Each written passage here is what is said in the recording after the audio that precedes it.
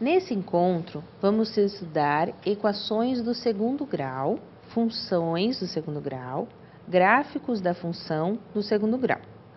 Equação do segundo grau é toda expressão que tem uma incógnita elevada ao quadrado, ou seja, ax ao quadrado mais bx mais c igual a zero, em que o a, o b e o c são números reais e a deve ser diferente de zero.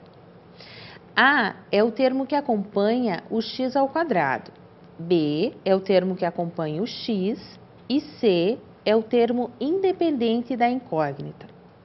Lembre-se que, em uma equação do segundo grau, o maior expoente da incógnita, é o 2, e por isso ela é denominada do segundo grau. Existem equações do segundo grau incompletas, que não têm o termo b ou c, visto que o termo a deve existir sempre para que a equação seja do segundo grau. Para calcularmos uma equação do segundo grau incompleta, temos primeiro que verificar quais os termos que temos na equação. Se tivermos o termo a e o termo b, resolvemos colocando o termo comum em evidência. Se tivermos os termos a e c, isolamos o x, ou seja, a incógnita da equação. A equação do segundo grau pode ter até duas raízes reais. Acompanhe alguns exemplos de equações incompletas. No primeiro exemplo, temos uma equação incompleta, em que temos o termo a e o termo c, ou seja, o termo que acompanha o x ao quadrado e o termo independente. Para resolvermos, temos que isolar o x. O 16 que está subtraindo passa para o outro lado do sinal de igual com a operação contrária, ou seja, mais 16. Como queremos calcular o valor de x e não de x ao quadrado, temos que utilizar a operação contrária da potenciação, que é a radiciação. Logo, x passa a ser igual a mais e menos raiz quadrada de 16, a qual é, por sua vez, mais e menos 4, pois mais 4 vezes ele mesmo é igual a 16, e menos 4 vezes menos 4 também é igual a 16.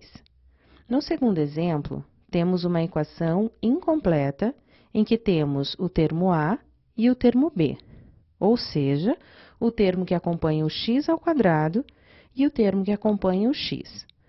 Para resolvermos, temos que colocar o termo comum em evidência. O termo comum, nesse caso, é o x. Colocando ele em evidência, dividimos o primeiro termo, o x ao quadrado, por x, o que resulta em x. Fazemos o mesmo para o menos 16x. Dividimos por menos x, o que resulta em menos 16. E igualamos novamente o zero. Dessa forma, a primeira resposta é zero e a segunda resposta é x menos 16, igual a zero, onde x é igual a mais 16. Agora, vamos relembrar como resolvemos uma equação do segundo grau completa, ou seja, que tem os termos a, b e c. Para resolvermos uma equação do segundo grau completa, utilizamos a fórmula de Bhaskara, a qual utilizamos em um primeiro momento o discriminante que chamamos de delta, que nos dá algumas informações de antemão. Se o cálculo desse discriminante resultar em um número negativo, paramos o cálculo e concluímos que essa equação não tem raízes reais. Se o cálculo do discriminante resultar em zero, continuamos utilizando a fórmula de Bhaskara e já sabemos que as raízes dessa equação serão reais e iguais. E caso o resultado do discriminante for um número positivo, Continuamos o cálculo e chegamos em duas raízes reais distintas. Acompanhe agora qual é a fórmula de Bhaskara e como ela será utilizada. X igual a menos b mais e menos raiz de delta sobre 2a, sendo delta igual a b ao quadrado menos 4 vezes o a vezes o c. Exemplo, 3x ao quadrado menos 7x mais 2 igual a 0. A é igual a 3, B é igual a menos 7 e C é igual a 2. Delta é igual a menos 7 ao quadrado, menos 4 vezes 3 vezes 2. Delta é igual a 49 menos 24. Delta é igual a 25. X é igual a menos 7 mais menos raiz de 25 sobre 2 vezes 3. X é igual a mais 7 mais menos 5 sobre 6. X' é igual a mais 7 mais 5 sobre 6, que é igual a 12 sobre 6, que é igual a 2. X duas linhas é igual a mais 7 menos 5 sobre 6, que é igual a 2 sobre 6, que é igual a 1/3. Solução é igual a 2 e 1/3. Agora que já lembramos como resolvemos uma equação do segundo grau, vamos pensar nas funções do segundo grau. Chamamos de função quadrática ou função polinomial do segundo grau. Qualquer função f que parte do conjunto dos números reais para o conjunto dos números reais, dada por uma lei de formação f de x igual a ax ao quadrado mais bx mais c, onde o a, o b e o c são números reais e a deve ser diferente de zero. Perceba que, na função do segundo grau, assim como na equação do segundo grau, teremos a incógnita x, nesse caso, elevada ao quadrado. Como na equação do segundo grau, o maior expoente da incógnita é o 2. Veja exemplos de funções do segundo grau. F de x igual a 2x ao quadrado menos 5x mais 1, onde a é igual a 2, b igual a menos 5 e c igual a 1. F de x igual a x ao quadrado menos 4, onde a é igual a 1, b é igual a 0, já que não temos o termo que acompanha o x, e c é igual a menos 4. O gráfico de uma função do segundo grau ou quadrática é uma curva aberta chamada parábola.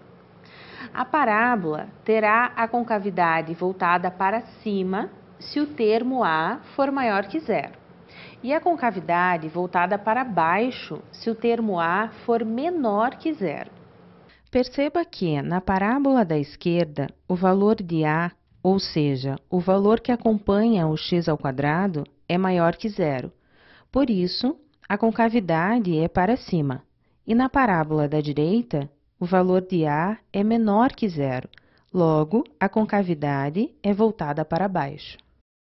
A parábola, que representa o gráfico da função do segundo grau, passa por um ponto V, chamado vértice, cujas coordenadas são da abscissa, ou seja, do eixo x, xv, que é igual a menos b sobre 2 vezes a, e da ordenada, ou seja, do eixo y, yv, igual a menos delta sobre 4 vezes a. Quando a maior que zero, a parábola tem concavidade voltada para cima e um ponto de mínimo v. E quando a menor que zero, a parábola tem concavidade voltada para baixo e um ponto de máximo v. E como já revisamos, a resolução da equação do segundo grau, fica fácil calcular o zero ou raiz da função do segundo grau, pois igualamos essa função a zero e calculamos o valor da variável, da mesma forma que resolvemos a equação do segundo grau. Mais um ponto importante na análise da parábola. Se a função possui a maior que zero, a parábola possui um ponto determinado mínimo. É o caso da parábola da esquerda.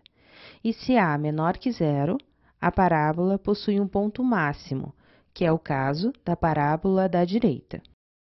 Para pensarmos nos sinais da função do segundo grau, vamos considerar uma função quadrática y igual a x ao quadrado mais bx mais c, para estudarmos o sinal da função do segundo grau.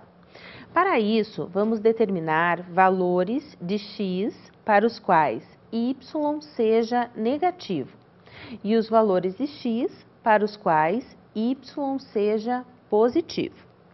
Conforme o sinal do discriminante delta igual a ab ao quadrado menos 4 vezes a vezes c, podemos ter delta maior que zero. Nesse caso, teremos duas raízes, ou seja, a parábola corta o eixo x em 2 pontos. Logo, as coordenadas y para baixo do eixo x será negativo e para cima positivo. Delta igual a zero. Nesse caso, teremos uma raiz, ou seja, a parábola corta o eixo x em apenas um ponto. Logo, as coordenadas y serão sempre positivas. Delta menor que zero, nesse caso, não teremos raízes, ou seja, a parábola não irá cortar o eixo x. Logo, as coordenadas de y serão sempre positivas. Perceba que nesses exemplos temos na primeira parábola, delta menor que zero, não possui raízes reais. A parábola não possui ponto em comum com o eixo x. Na segunda parábola temos delta igual a zero, possui uma única raiz real. A parábola possui um ponto em comum com o eixo x. E na terceira parábola, delta maior que zero, possui duas raízes reais. A parábola possui 2 pontos em comum com o eixo x. É isso. Nessa aula, revisamos equações do segundo grau, conteúdo bastante utilizado na matemática, além da função do segundo grau. Espero que tenha sido produtiva a nossa aula. Como já sugeri na aula anterior, realize pesquisas sobre funções. Esse conteúdo é aplicado no ensino médio. Caso tenha curiosidade em novos exemplos, os livros didáticos do ensino médio, volume único, são bem úteis. Até mais!